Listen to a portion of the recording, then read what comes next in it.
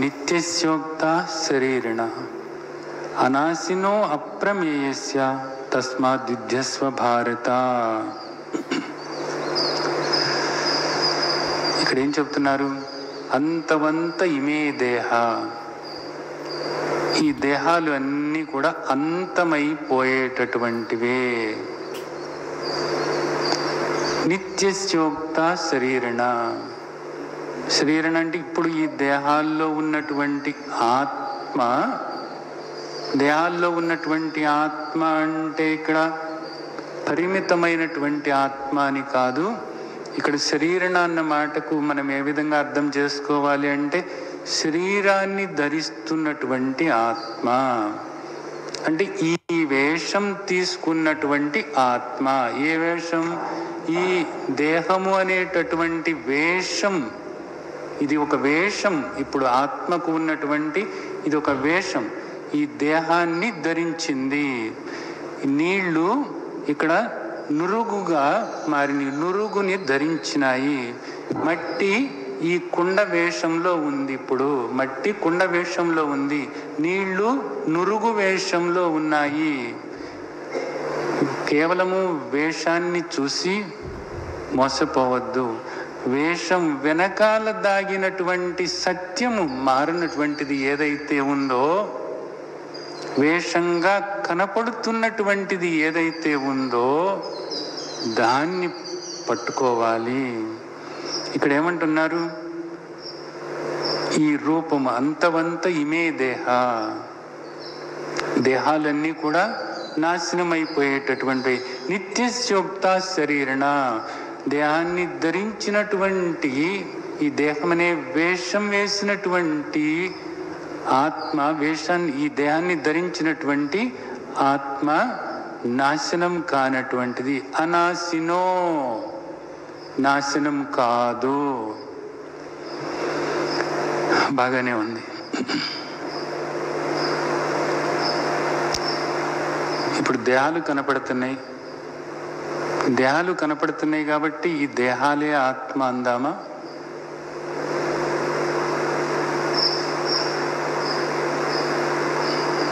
అనకూడదు. ఈ కుండే మట్ట అనకూడదు.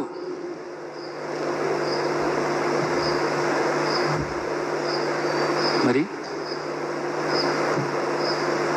కుండ మట్టే, కుండే మట్టి అనకూడదు. ఏమవుతుంది? పరిమితం అవుతుంది. కుండే మట్టి అంటే, కుండే మట్టి అంటే నీకు మట్టి గురించి తెలవలేదు అసలు. అర్థమవుతుందా? కుండ ఏమిటి అంటే మట్టి, కుండ ఏమిటి అంటే మట్టి. కుండే మట్టి అంటే నువ్వేం చేస్తున్నావు? మట్టిని కుండకు పరిమితం చేసుకుంటున్నావు. ఇప్పుడు ఇక్కడ మనకి దేహాలు కనపడుతున్నాయి, ఈ దేహాలే ఆత్మ. ఇప్పుడు మనం పై శ్లోకాల్లో మనం ఏం చెప్పుకున్నామంటే ఈ దేహాలు కూడా ఆత్మే, ఈ కనపడేదంతా కూడా ఆత్మే అనేది మనకు చెప్పుకున్నాం. అయితే మరి ఇవేనా ఆత్మ? ఇవి ఆత్మే కానీ ఇవే ఆత్మ కాదు. ఇవి ఆత్మే కానీ ఆత్మే ఇలా కనపడుతుంది కానీ ఇవే ఆత్మ అని ఆత్మను కుదించటం కాదు నువ్వు చేయాల్సింది. అనంతమైనటువంటి ఆ తత్వం ఏదైతే ఉందో, ఆత్మతత్వం ఏదైతే ఉందో, ఆ యథార్థమైనటువంటి పూర్ణస్వరూపంగా ఆత్మను దర్శించాలి. పూర్ణస్వరూపంగా, ఏ శేషము లేకుండా, ఏ వెలితి లేకుండా ఆత్మను దర్శించాలి. అదే తత్వదర్శి అనే మాటకు అర్థము. ఇక్కడ ఏమంటున్నారు? సరే, అలా దర్శించాలి అంటే ఇప్పుడు మనకి అలా దర్శించటానికి, అలా తెలుసుకోవటానికి మన దగ్గర ఉన్నటువంటి సామాగ్రి ఏమిటి అంటే ఒక 6 ఉన్నాయి. ఏవి? పంచ జ్ఞానేంద్రియాలు, అంతరేంద్రియమైనటువంటి మనస్సు ఒకటి. ఈ 6 ఉన్నాయి అన్నమాట. ఈ 6టితో ఇప్పుడు మనం ఆత్మను తెలుసుకోవాలి. ఇప్పుడు ఏమంటున్నారంటే ఆరుటితో ఆత్మను తెలుసుకోవటం అనేటటువంటిది సాధ్యం కాదు అంటున్నారు. అప్రమేయో, ఏ ప్రమాణానికి కూడా ప్రమేయం కాదు ఆత్మ. అంటే కంటితో ఇగో ఈ రూపాలన్నీ చూస్తున్నాం, ఇక్కడ చెవితో శబ్దాలు వింటున్నాము, నాసికతో వాసన తెలుసుకుంటున్నాము, నాలికతో రుచి తెలుసుకుంటున్నాము, అలాగే చర్మంతో స్పర్శ తెలుసుకుంటున్నాము. ఇవన్నీ కూడా ఇక్కడ తెలుసుకుంటున్నాం. మనస్సుతో అక్కడెక్కడో పొగ వస్తుంది, అక్కడ ఏదో తగలబడుతుంది అని ఊహించి తెలుసుకుంటున్నాం. ఈ ఆరిటి ద్వారా మనం అన్నీ కూడా తెలుసుకుంటున్నాము. అయితే ఆత్మ ఈ ఆరిటితో తెలుసుకునేటటువంటిది కాదు. ఎందుకు కాదు అంటే ఆత్మకు రూపము లేదు. ఆత్మకు రూపము లేదు కాబట్టి కంటితో తెలుసుకునేటటువంటిది కాదు. ఆత్మకు శబ్దము లేదు కాబట్టి చెవితో తెలుసుకునేటటువంటిది కాదు. ఆత్మకు వాసన లేదు కాబట్టి నాసికతో తెలుసుకునేటటువంటిది కాదు. రుచి, ఆత్మకు ఏ రుచి లేదు, నాలుకతో తెలుసుకునేది కాదు. అలాగే స్పర్శకు తెలిసేది కాదు కాబట్టి చర్మంతో స్పృశించి తెలుసుకునేది కాదు ఆత్మ. నీకు కనపడేదేది కాదు ఆత్మ, వినపడేదేది కాదు ఆత్మ, నువ్వు తాకేదేది ఆత్మ కాదు. మరి మనస్సుతో నేను ఊహించి తెలుసుకోగలను, అలా తెలుసుకునేది కాదు ఆత్మ. యతో వాచో నివర్తంతే అప్రాప్య మనసా సహా. నీ మనసు దగ్గర నుంచి ఇంద్రియాలు ఏవి కూడా ఆత్మను తెలుసుకోలేవు. మనసుతో కూడా నువ్వు ఊహించలేవు ఆత్మను. ఎందుకని ఊహించలేవు? ఇదిగో ఇక్కడ ఇంద్రియాలతో కూడినటువంటి దాన్ని చూస్తూ మనసు ఏదో ఊహించుతూ ఉంటుంది, కానీ అలా ఊహించేటటువంటిది ఆత్మ కాదు.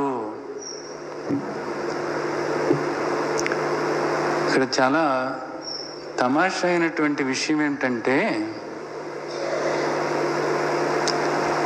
కనపడేదంతా ఆత్మే ఓ పక్కన, కనపడేదంతా కూడా ఆత్మే, ఈ కనపడేదంతా కూడా మట్టే. అలాగే ఆత్మ కాక మరేది లేదు, ఉన్నది ఒక్కటే. సరే, ఈ కనపడేదాన్నేమో మిథ్య అన్నారు, బాగానే ఉంది, సరే ఒప్పుకున్నాం. నాశనం అయిపోతుంది అన్నారు, నాశనం అయిపోయిన తర్వాత ఏం మిగిలింది? ఇది నాశనం అయిందనుకోండి, ఏం మిగిలింది? ఇది మట్టి మిగిలింది. ఈ నురుగు నాశనం అయిపోయింది అనుకోండి, ఏం మిగిలింది? నీళ్లు మిగిలినాయి. అక్కడ ఆభరణాలు నశించినాయి అనుకోండి, అంటే ఏం మిగిలింది? ఇక్కడ బంగారం మిగిలింది. ఆభరణంగా నశించింది, నురుగ్గా నశించింది, ఇక్కడ కుండగా నశించింది, కానీ అవి అలాగే ఉన్నాయి. ఏది? మట్టి, నీళ్లు, బంగారం అలాగే ఉన్నాయి. ఇక్కడ దేహాలు నశించిన ఆత్మ మాత్రం అలాగే ఉంటుంది, బాగానే ఉంది. మరి ఇంకా ఆత్మను మనం ఎలా తెలుసుకోగలం?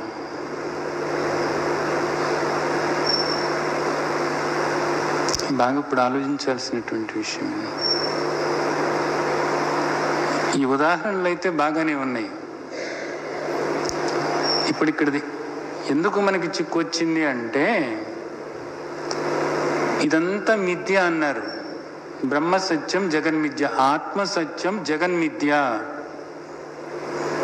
ఇక్కడ నురుగు ఏదైతే ఉందో నురుగు మిథ్య. ఇక్కడ ఈ ఆకారము మిథ్య, అక్కడ ఆభరణాలు మిథ్య. బాగానే ఉంది, ఒప్పుకున్నాం. ఎందుకు ఒప్పుకున్నాము అంటే ఆ నురుగుకి ఆధారమైన నీళ్లు మనకు కనపడుతున్నాయి. ఈ నీళ్లే ఈ నురుగ్గా ఉన్నాయి అన్నమాట. ఈ నీళ్లే ఈ నురుగ్గా ఉన్నాయి. ఖచ్చితంగా ఈ నురుగు అనేది మిథ్య, అంతే. ఎందుకంటే దీనికి అస్తిత్వం ఎక్కడుంది? లేదు కదా.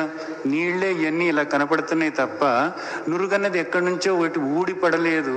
కాబట్టి దీనికంటూ అస్తిత్వం లేదు. ఆ అస్తిత్వం అన్నది ఏదన్నా ఉంది అంటే అది నీళ్లదే.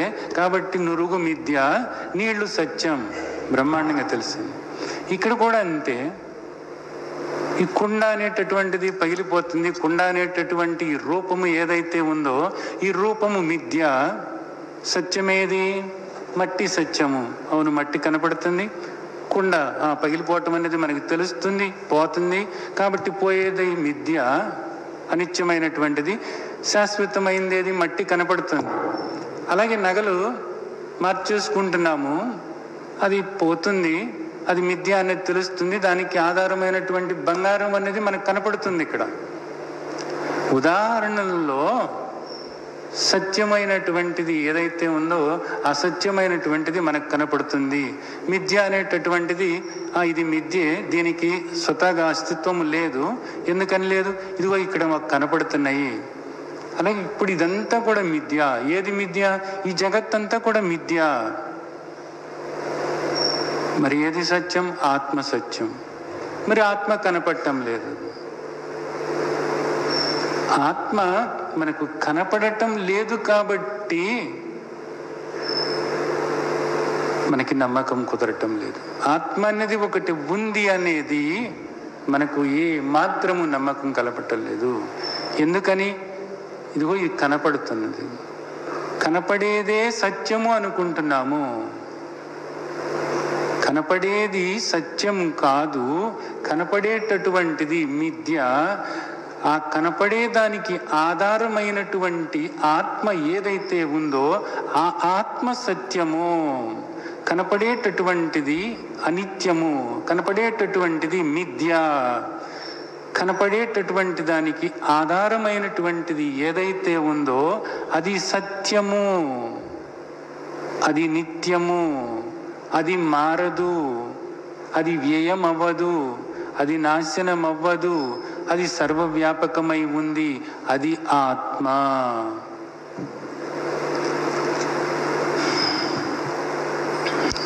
ఇప్పుడు దేంతోనూ తెలవదు, అది ఉన్నది అదే.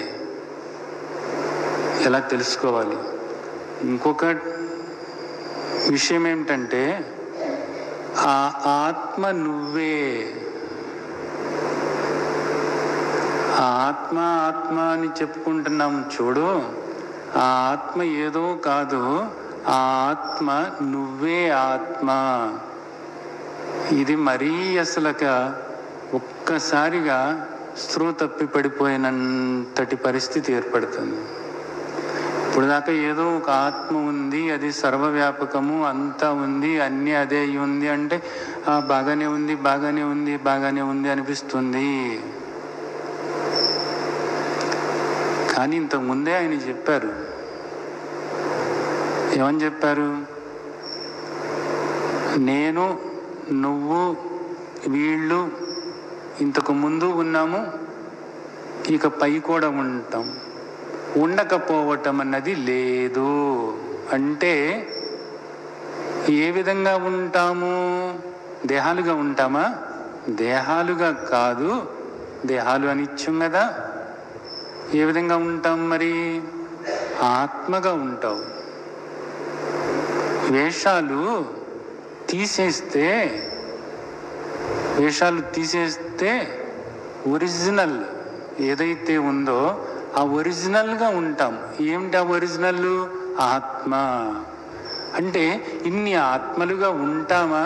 అన్ని ఆత్మలుగా ఉండమా? ఆత్మ ఆకారం లేనిది కాబట్టి,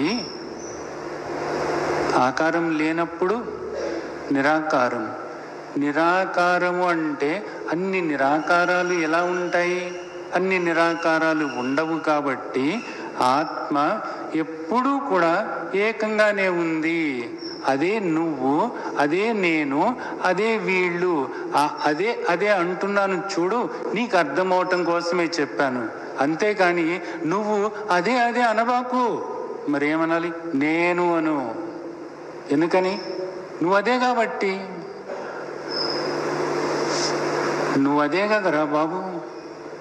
ఇది వేషం కదా, ఈ వేషం తీసేసావనుకో ఉన్నది నువ్వే. ఏ విధంగా ఉన్నావు? వేషం తీసేస్తే కుండ పగిలిపోతే ఏ విధంగా ఉన్నావు? మట్టిగా ఉన్నావు. వేషం తీసేస్తే ఏ విధంగా ఉన్నావు? ఆత్మగా ఉన్నావు. కాబట్టి నీవు ఆత్మస్వరూపానివి.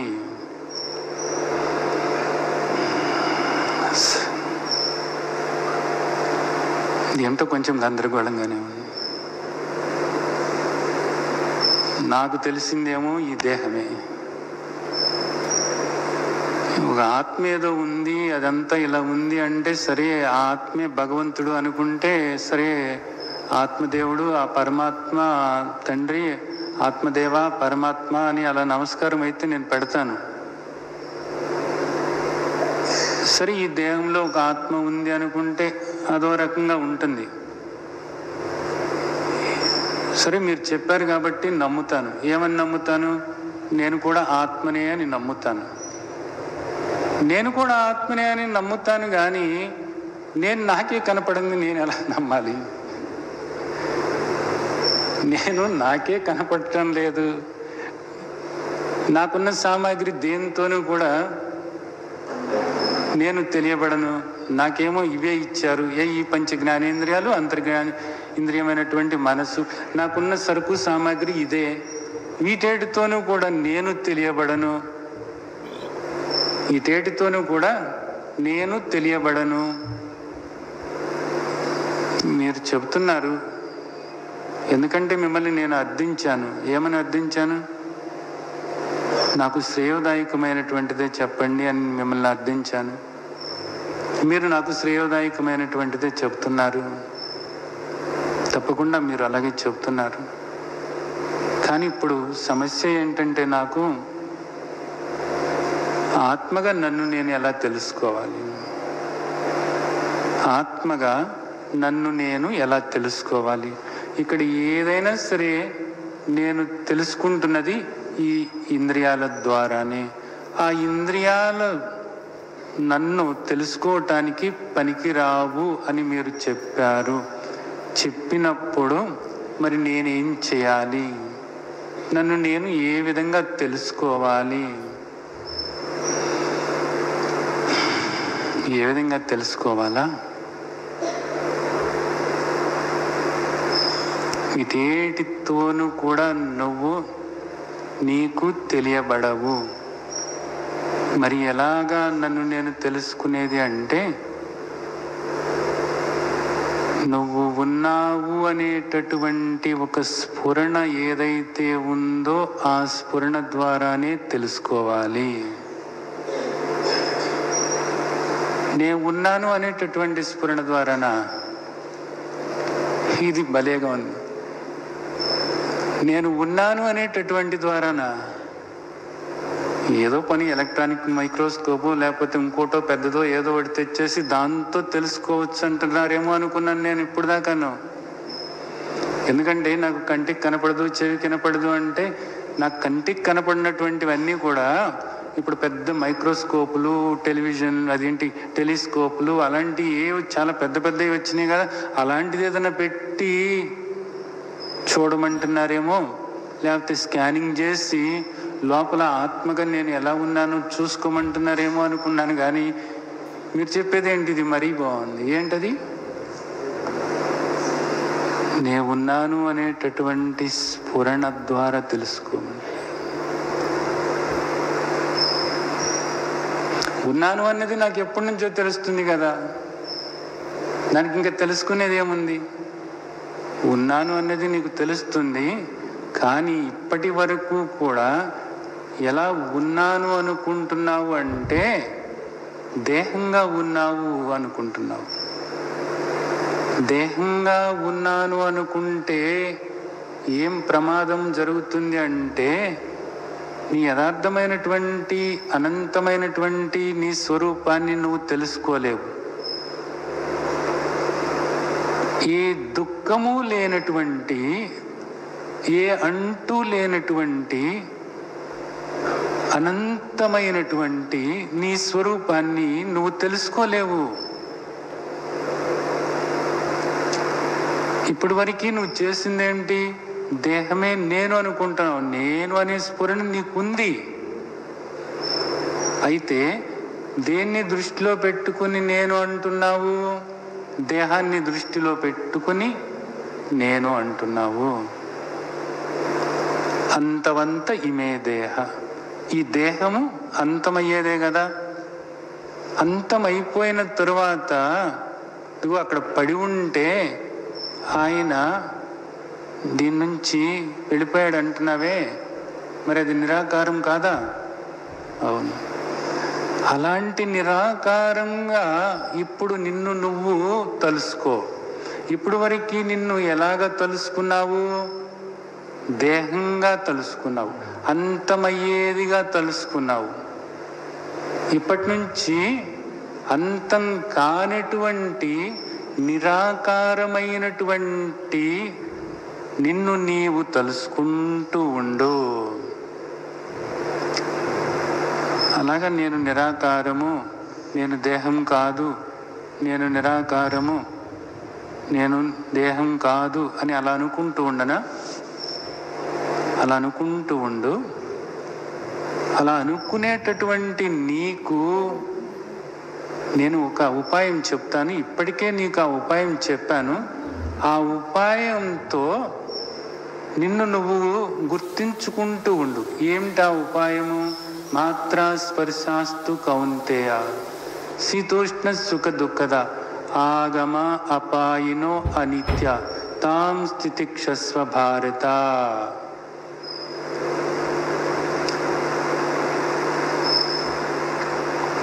ఇవన్నీ కూడా మాత్రా స్పర్శాస్తు కౌంతేయ. ఈ ఇంద్రియాలకు సంబంధమైనటువంటి ఈ విషయాలన్నీ కూడా వస్తూ ఉన్నాయి, పోతూ ఉన్నాయి. అవును, వస్తూ ఉన్నాయి, పోతూ ఉన్నాయి. నువ్వు వాటిని గమనించు. గమనిస్తూ ఉన్నాను. మీరు చెప్పిన దగ్గర నుంచి గమనిస్తూ ఉన్నాను. గమనిస్తూ ఉండు. అలాగే శీతోష్ణ సుఖ దుఃఖదా, లోపల సుఖము దుఃఖము మనస్సులో వస్తూ ఉంది, పోతూ ఉంది. గమనించావా? గమనిస్తూ ఉన్నాను. అలాగే ఈ ప్రాణం చలనము ఏదైతే ఉందో దాన్ని కూడా నువ్వు గమనించేటటువంటి వాడివి. విరచి ఇదంతా కూడా అసలు పోయేటటువంటిదే. ఇదంతా గమనిస్తున్నటువంటి నీవు ఈ గమనించబడేటటువంటిది కాదు. గమనిస్తున్నటువంటి నీవు గమనించబడేది కాదు. గమనించబడేది ఏది? దేహము. అంతవంత ఇమే దేహ నిత్యస్యోక్త. నీవు నిత్యుడవు. ఎవరు? ఈ దేహాన్ని గమనిస్తూ ఉండేటటువంటి వాడిని. ఎవరిని? నేను ఈ దేహాన్ని గమనిస్తూ ఉండేటటువంటి వాడిని. ఇప్పటి వరకు కూడా నేనేమనుకున్నాను? దేహము అనుకున్నాను. ఇప్పుడు దేహాన్ని గమనించేటటువంటి వాడిని. ఈ ఇంద్రియ క్రియాకలాపాలు ఏవైతే ఉన్నాయో వీటన్నిటినీ కూడా గమనించేటటువంటి వాడిని. మనసులో కదలాడేటటువంటి ఆలోచనలను గమనించేటటువంటి వాడిని. అలాగే మనస్సులోకి వస్తున్నటువంటి సుఖ దుఃఖాలను గమనించేటటువంటి వాడిని. అవన్నీ కూడా వస్తూ ఉన్నాయి, పోతూ ఉన్నాయి. ఒక క్షణంలో ఉన్న ఆలోచన మరో క్షణంలో ఉండటం లేదు. కొద్దిసేపు ఉన్న సుఖం కొద్దిసేపట్లో మాయమైపోతుంది. క్షణకాలంలో కలుగుతున్నటువంటి దుఃఖం కాసేపు అయ్యేటప్పటికే పోతుంది. ఆ విధంగా మనస్సులో కదలాడేటటువంటి ఈ సుఖ దుఃఖాలు, ఈ ఆలోచనలు ప్రతిదీ కూడా మారుతూ ఉంది. వస్తూ పోతూ వస్తూ పోతూ ఉన్నాయి. ఈ దేహం కూడా అనేక మార్పులకు గురి అవుతూ ఉంది. ఈ రాకపోకలను, ఈ మార్పులను, ఈ వికారాలను గమనిస్తున్నటువంటి నీవు నిత్యుడవై ఉన్నావు. ఏ మార్పు లేకుండా నిత్యుడవై ఉన్నావు. మారేటటువంటి ఇవి ఏవి కూడా నిన్ను తెలుసుకోలేవు. మనస్సు మారేదే, ఇంద్రియాలు మారేవే, ఇంద్రియ విషయాలు మారేవే, ఈ దేహము మారేదే, ఈ ప్రాణము మారేదే. కాబట్టి ఇవేవి కూడా మారినటువంటి, వీటికి భిన్నంగా ఉన్నటువంటి నిన్ను తెలుసుకోలేవు. కానీ నీవు వీటన్నిటినీ కూడా గమనించగలుగుతావు. ఇప్పుడు నీకు అర్థమైందా నువ్వెవరు అన్నది? ఎవరు నువ్వు? గమనించేవాడివి. నీవు గమనించేటటువంటి వాడివి, గమనిక. నీ పేరేంటో అంత నాకు బాగాలేదు. ఇంత చెప్పుకొచ్చి ఆత్మ అన్నారు, గమనిక అన్నారు. నేను కేవలము గమనించేవాడినా? ఈ గమనించటం అనేది నేను రోజు ఇక్కడ గమనిస్తున్నాను కదా అన్నిని, మళ్ళా నేను గమనించేవాడినేనా? ఇవన్నీ గమనించేవాడివి కాదు, ఇవన్నీ గమనిస్తున్నటువంటి దాన్ని గమనించేవాడివి. మరి ఇవన్నీ గమనిస్తున్నటువంటి దానికి నాకును ఏం తేడా ఏంటి? ఇవన్నీ గమనిస్తున్నది ఎవరు? మనస్సు. మరి మనస్సును కూడా గమనిస్తున్నటువంటి నాకు ఏదన్నా ఒక పేరుందా? జ్ఞానస్వరూపానివి, చైతన్య స్వరూపానివి. వాటన్నిటికి ప్రకాశాన్ని ఇస్తున్నటువంటి చైతన్య స్వరూపానివి. ప్రకాశాన్ని ఇస్తున్నటువంటి అంటే అవన్నీ తెలుసుకుంటున్నటువంటి, గమనిస్తున్నటువంటి, వాటన్నిటికీ కూడా సాక్షిగా ఉన్నటువంటి సాక్షి చైతన్య స్వరూపానివి. కేవలము నువ్వు సాక్షి చైతన్య స్వరూపానివి, జ్ఞానస్వరూపానివి, ప్రజ్ఞాస్వరూపానివి. నీవు ఆత్మస్వరూపానివి. ముందు నువ్వు ఇప్పుడు ఈ విధంగా చెయ్యి. ఈ విధంగా చేసినట్లయితే నీవుగా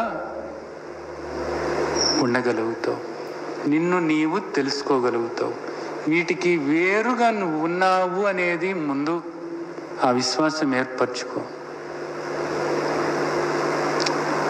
ఇప్పుడు దాకా నీకు చెప్తున్నాను కదా, ఇన్ని రకాలుగా చెప్పాను కదా, కాస్త అర్థం చేసుకోవటానికి ప్రయత్నించు. నీ ధోరణిలోనే నువ్వు ఆలోచించుకుంటూ పోతే ఇక్కడి దుఃఖము తప్పదు, మళ్ళా జన్మలు తప్పవు. అర్థమైందా? అందుకని కాస్త నీ ఆలోచనలు పక్కన పెట్టి నేను చెప్పేది, ఇదిగో నీకు ఈ జన్మ ఇచ్చాను కదా, నేను భగవంతుడిని కదా, నేను పరమాత్మను కదా, నీకు చెప్తున్నాను కదా, విను. కాస్త వినిపించుకో.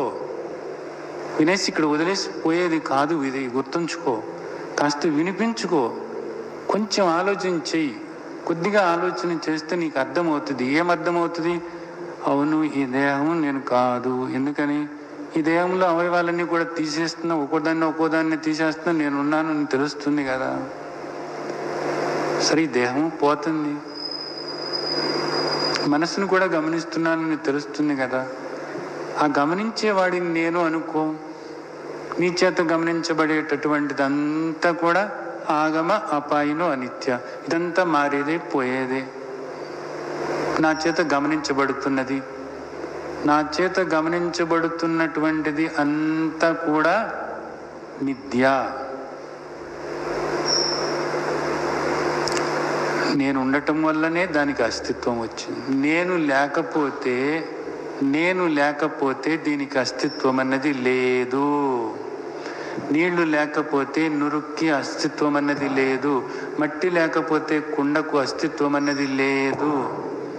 నేను లేకపోతే దేనికి కూడా అస్తిత్వం అన్నది లేనే లేదు. నేనే వీటన్నిటికీ కూడా ఆధారమై ఉన్నాను. నేను లేకపోతే ఇవేవి కూడా లేవు. దీనికి ఆధారం మట్టి. ఈ కుండకు మట్టి ఆధారమై ఉంది. మట్టిని తీసేస్తే కుండ ఎక్కడ ఉన్నది? లేనే లేదు. ఆత్మ తీసేస్తే ఇక్కడ అసలు ఏమీ లేనే లేదు. కాబట్టి ఇక్కడ కనిపిస్తున్నటువంటిది ప్రతి దానికి కూడా నేనే ఆధారమై ఉన్నాను, నేనే అస్తిత్వమై ఉన్నాను, ఉన్నది నేనే, నేను కాక మరి ఇది లేదు. ఇది అర్థం చేసుకో. ముందు ఈ దేహం నేను కాదు, నేను ఆత్మస్వరూపమై ఉన్నాను.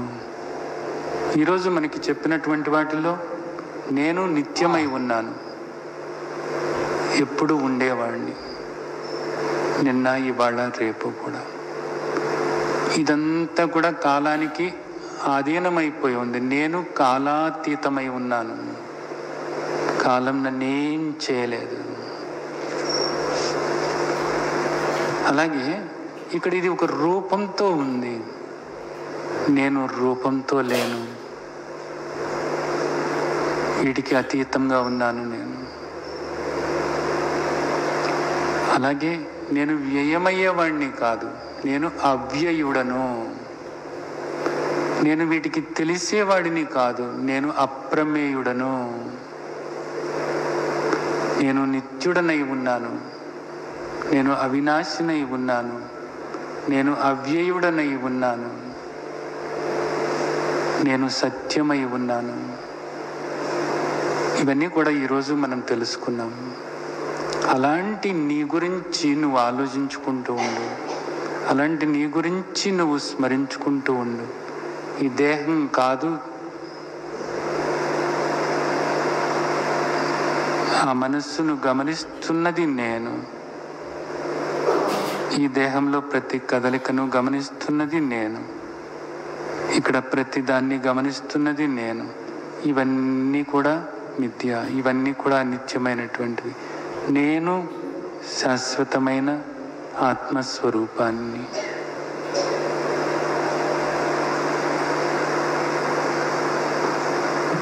ఇది ఈ విధంగా భావన చేయటమే ఇక్కడ ఉభయోరపి దృష్టాంతత్వనయోస్తత్వదర్శవి.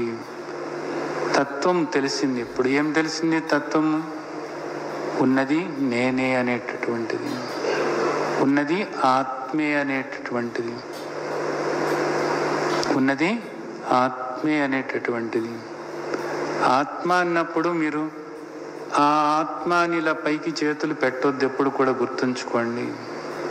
ఆ ఆత్మ అన్నప్పుడు ఏమవుతుందంటే ఆ ఆత్మకు మీరు భిన్నమైన వాళ్ళు అయిపోతారు, మీరు అనాత్మ అయిపోతారు, మీరు నాశనమయ్యే వాళ్ళు అవుతారు, మీరు మరణించే వాళ్ళు అవుతారు, మీరు దుఃఖపడే వాళ్ళు అవుతారు, మీరు మళ్ళీ జన్మలు తీసుకునే వాళ్ళు అవుతారు. దాని నుంచి బయటపడటం కోసమే కదా మనకు భగవద్గీత. అర్థమవుతుందా? కనుక దీన్ని దృష్టిలో పెట్టుకొని నిరంతరం కూడా మీ మీద మీ దృష్టి వెళ్ళేలాగా చేసుకోవటానికి ప్రయత్నం చేయండి.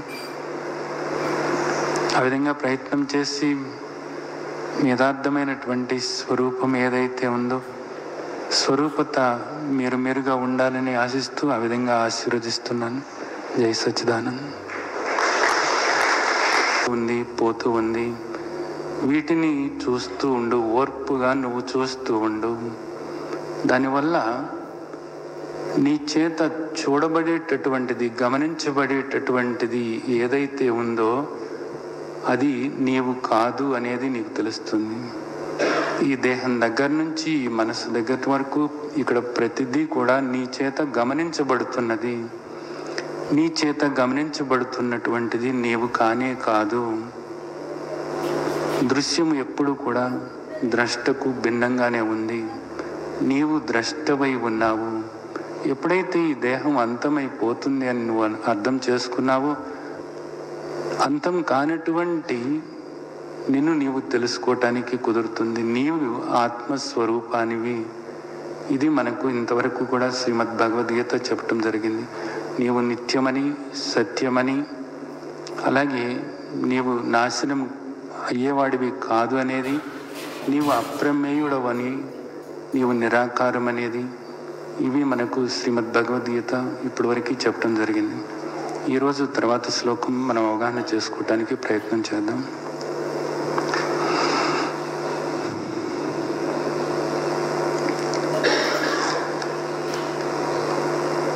ఏవం వేత్తి హంతారం యచ్చైనం మన్యతే హతం ఉభౌ తౌ న విజానీతో నాయం హంతి న హన్యతే. ఇది చాలా ముఖ్యమైనటువంటి శ్లోకం. ఆత్మ గురించి ఇంకా మనకు ఇప్పటి వరకు మనం తెలుసుకున్న విషయాలు కాక ఈ రాబోయే శ్లోకాల్లో ఎన్నో విషయాలు మనకు ఆత్మ యొక్క లక్షణాలు, అంటే ఆత్మను గుర్తించటానికి, ఆత్మగా నిన్ను నీవు గుర్తించటానికి కావలసినటువంటి ఎన్నో ముఖ్యమైనటువంటి లక్షణాలు ఇక్కడ చెప్పబోతున్నారు. శ్రద్ధగా మనం దృష్టి పెట్టినట్లయితే యథార్థంగా అంతమయ్యే దేహం నేను కాదు, నేను నాశనం కానటువంటి శాశ్వతమైనటువంటి ఆత్మస్వరూపాన్ని అన్నది అనుభవానికి తెచ్చుకోవటానికి వీలవుతుంది. ఏవం వేత్తి హంతారం యచ్చైనం మన్యతే హతం ఉభౌ తౌ నా విజానీతో నాయం హంతి నా హన్యతే. ఎవరైతే ఆత్మ చంపునట్టిదిగా భావిస్తారో, అలాగే ఎవరైతే ఆత్మ చంపబడేదిగా భావిస్తారో వీళ్ళిద్దరూ కూడా తెలుసుకోనటువంటి వాళ్ళే. ఆత్మ చంపేటటువంటిది, వేరే ఎవరినైనా చంపేటటువంటిది అని ఎవరైనా అనుకున్నప్పటికీ, అలాగే ఆత్మ చంపబడుతుంది అని అనుకున్నప్పటికీ, చంపేటటువంటిది అని అనుకున్నా, చంపబడేది అనుకున్నా, వీళ్ళిద్దరూ కూడా తెలుసుకోనటువంటి వాళ్ళే. వీళ్లకు ఏది కూడా తెలియదు, వీళ్లకు తెలియనట్లే. ఎందుకని అంటే ఆత్మ చంపదు, చంపబడదు. ఆత్మ చంపదు, ఎవరిని కూడా ఆత్మ చంపదు, అలాగే ఆత్మ చంపబడని కూడా చంపబడదు. సరే, బాగానే ఉంది. ఇప్పుడు ఇది మనం క్రిందటి శ్లోకాలు మనం చూసినట్లయితే ఒక నిర్ణయానికి వచ్చాము. ఏం నిర్ణయానికి వచ్చాము? ఆత్మ సర్వవ్యాపకము అని మనం అర్థం చేసుకున్నాం, ఆత్మ నిత్యము అని అర్థం చేసుకున్నాం, ఆత్మ సత్యము అని అర్థం చేసుకున్నాం. అలాగే ఈ దేహం, ఈ అవస్థలు ఏవైతే ఉన్నాయో, బాల్యావస్థ, కౌమారము, అలాగే జర, ఈ అవస్థలు ఈ దేహానికే కానీ ఆత్మకు ఏ అవస్థలు లేవు, ఏ మార్పు లేదు. వీటన్నిటినీ గమనిస్తూ ఎప్పుడూ కూడా నిత్యమై ఉంది, సత్యమై ఉంది, ఏ మార్పు కూడా ఆత్మకు లేనే లేదు. ఆత్మ ఈ ఇంద్రియాల ద్వారా తెలుసుకోబడేది కాదు. కాబట్టి ఆత్మ నిరాకారము అనేటటువంటిది మనం తెలుసుకున్నాము. మరి అలాంటప్పుడు నిరాకారమైనటువంటి ఆత్మను మరలా అది ఎవరినో చంపుతుంది అని కానీ, లేకపోతే చనిపోతుంది అని కానీ మనం ఏ విధంగా అనుకోవటానికి అవకాశం లేనే లేదు ఇక్కడ. కానీ భగవంతుడు మనకు ఈ శ్లోకం చెప్తున్నారు. ఇప్పుడు ఇంకా మనం ఇక్కడ గట్టిపరుచుకోవాలి. ఏ విధంగా గట్టిపరుచుకోవాలి అంటే, నిరాకారమైనటువంటి ఆత్మకు ఏ అవయవాలు కూడా లేనే లేవు. దేహానికి అవయవాలు ఉన్నాయి, కానీ నిరాకారమైనటువంటి ఆత్మకు ఏ అవయవాలు కూడా లేనే లేవు. ఏ అవయవాలు లేనప్పుడు ఆత్మ నిష్కళం అనబడుతుంది. అంటే ఏ విభాగాలు లేవు, విభజన చేయటానికి ఆత్మకు సాధ్యం కాదు. ఎందుకంటే నిరాకారం కాబట్టి, సర్వవ్యాపకము కాబట్టి ఆత్మను విభజించటానికి కుదరదు. కాబట్టి నిష్కలం, దానిలో ఏ భాగాలు లేవు, ఏ అవయవాలు కూడా లేవు. నిష్కలం, నిరవయవం.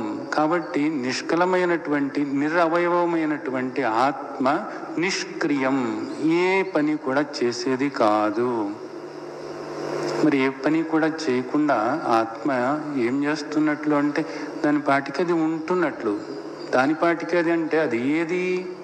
అదేదో కాదు, అది నీవే.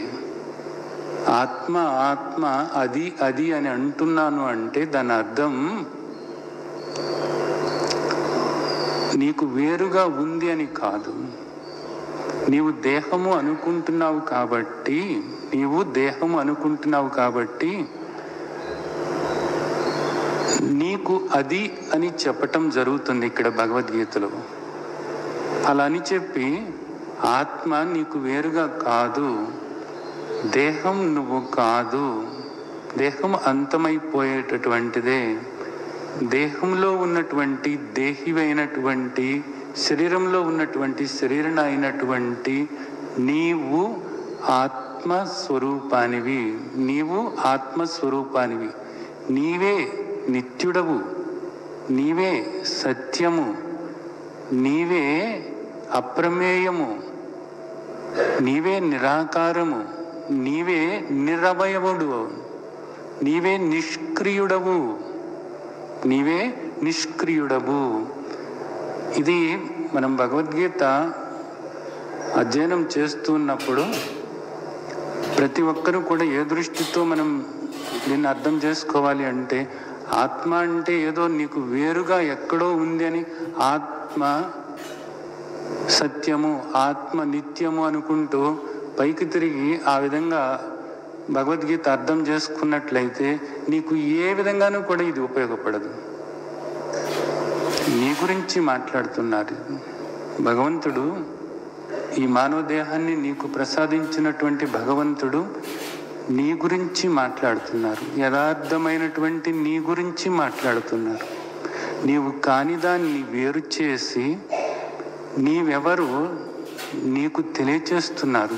యథార్థమైనటువంటి నిన్ను నీకు పరిచయం చేస్తున్నారు భగవంతుడు. కాబట్టి ఆత్మ అంటే ఏదో కాదు, నీవే అయి ఉన్నావు. దీన్ని అర్థం చేసుకోవాలి. సరే, ఇక్కడ ఏం చెప్తున్నారు ఈ శ్లోకంలో?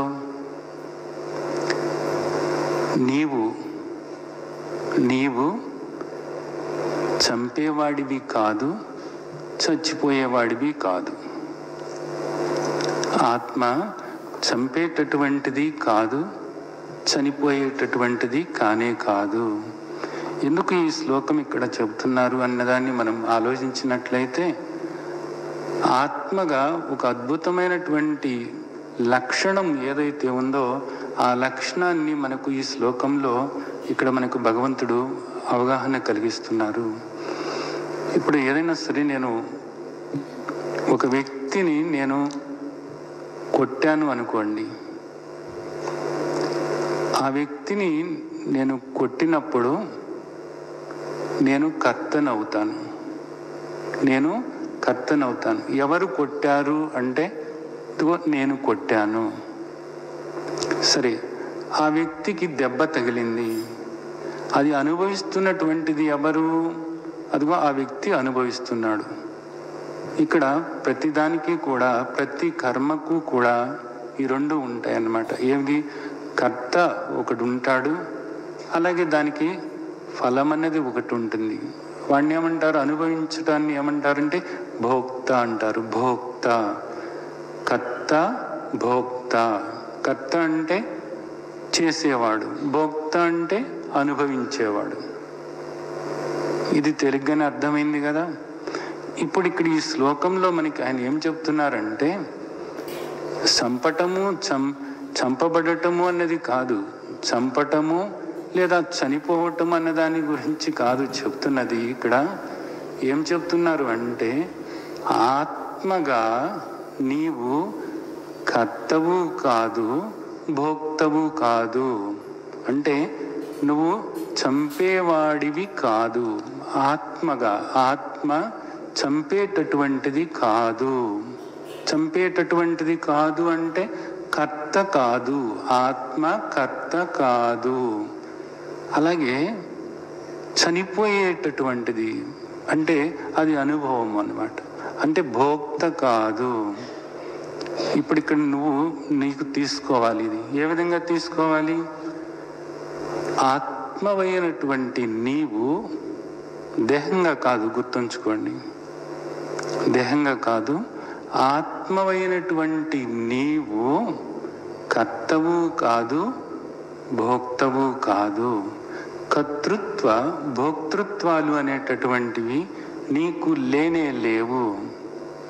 ఇప్పటివరకు మనకు చెప్పినటువంటి ఆత్మ లక్షణాల్లో ఇది ఒక ముఖ్యమైనటువంటి లక్షణం అన్నమాట. ఎందుకనంటే ఈ కర్తృత్వ భోక్తృత్వాల వల్లనే మనకు జన్మలు వస్తున్నాయి. నీవు కర్త అన్నప్పుడు నీవు ఏది చేసినప్పటికీ కూడా దాని ఫలాన్ని నీవు అనుభవించి తీరాలి. ఏది చేసినప్పటికీ దాని ఫలాన్ని నువ్వు అనుభవించి తీరాలి. ఆ ఫలాన్ని అనుభవించటానికే మళ్ళా నువ్వు జన్మలు తీసుకుంటున్నావు. ఇక్కడ నువ్వు ఏమేం చేస్తున్నావు అంటే పాపం చేస్తున్నాను, పుణ్యం చేస్తున్నాను, పాపం పుణ్యం చేస్తున్నాను. ఈ పాప పుణ్యాల యొక్క ఫలాలని నువ్వు అనుభవించటానికి మరలా జన్మలు తీసుకుంటున్నావు.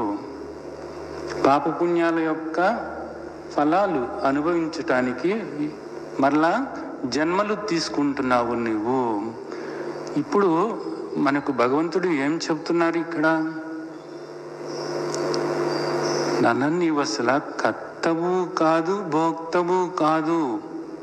ఎందుకంటే నీవు అసలు నిరాకారమై ఉన్నావు, నిరాకారమై ఉన్నావు, నిరవయవుడవై ఉన్నావు, నిష్క్రియుడవై ఉన్నావు.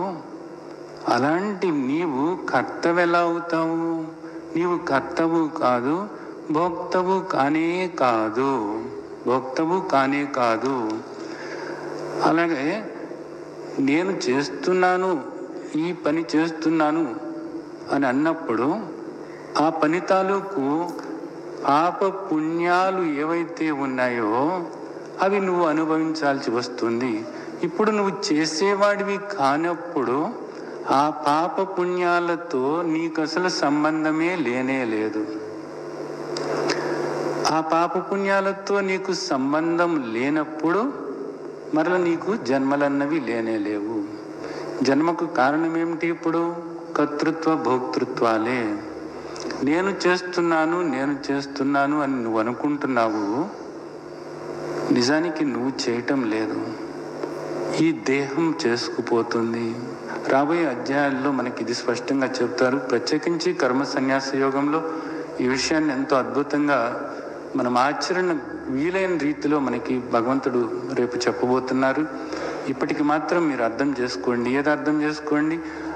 ఆత్మగా నీవు కర్తవు కాదు, భోక్తవు కాదు. కర్తృత్వ భోక్తృత్వాలతో నీకు సంబంధం లేదు. అయిపోయింది. నువ్వు కేవలము ఆత్మస్వరూపానివి. నీవు కేవలము ఆత్మస్వరూపానివి. ఇప్పుడు మనం క్రిందటి అధ్యాయంలో మనం చూసినట్లయితే అర్జునుడు ఒక మాట మాట్లాడాడు, లుప్త పిండోదక క్రియ అని. పిండోదకాలు పెట్టడం అనేటటువంటిది పోతుందేమో అనేది. ఇప్పుడు వచ్చి నువ్వు అసలు కర్తవు కాదు, భోక్తవు కాదు అన్నప్పుడు నీకు అసలు జన్మలే లేవు.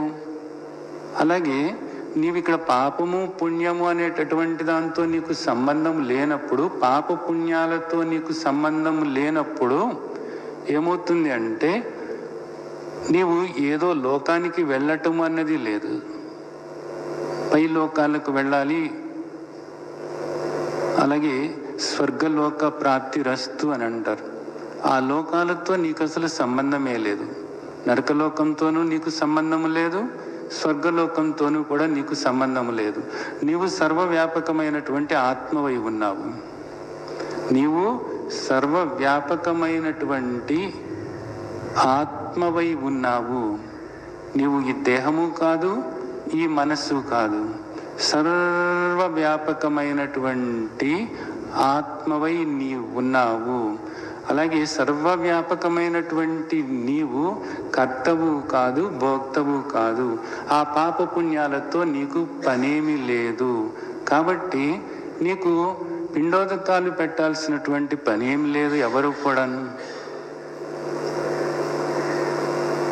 అందుకోసమే మీరు ఎప్పుడన్నా గమనించారేమో, జ్ఞాని దేహాన్ని వదిలిపెట్టినప్పుడు జ్ఞాని దేహం